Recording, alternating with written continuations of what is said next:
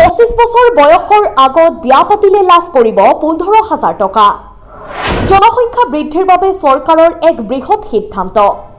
আচৰিত যেন লাগিলেও এয়াই সত্য। এই অদ্ভুত নিয়ম আৰম্ভ কৰিছে চীনৰ পূৰ্বাঞ্চলৰ এখন ৰাজ্যত। দেশখনৰ হেইচিয়াং প্ৰদেশৰ কাউণ্টিৰ এই সিদ্ধান্ত লৈছে। বৰ্তমান চীনত জনসংখ্যা বৃদ্ধিৰ বাবে শিশু জন্ম দিয়াৰ ক্ষেত্ৰত বহু আঁচনিৰ ব্যৱস্থা কৰা হৈছে। সেইখন ৰাজ্যত জন্মৰ হাৰ কমি যোৱাৰ আশংকাৰ বাবেই এই সিদ্ধান্ত। বিগত 60 বছৰৰ পিছত চীনৰ এই জনসংখ্যাৰ হাৰ কমি গৈছে।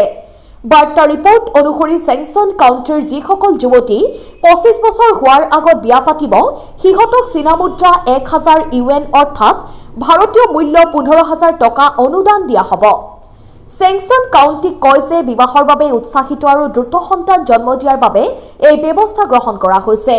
সেই বিবৃতিত কোৱা হৈছে যে যিসকল দম্পতীৰ শিশু আছে আৰু সিহঁতকো চৰকাৰৰ অনুদান লাভ কৰিব।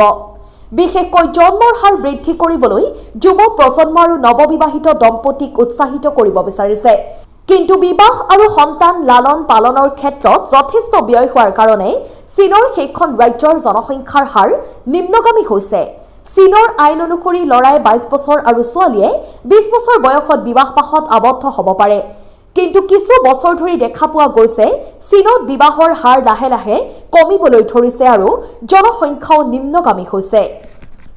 ইণ্টাৰনেশ্যনেল ডেস্ক, বাতৰি লাইভ 24।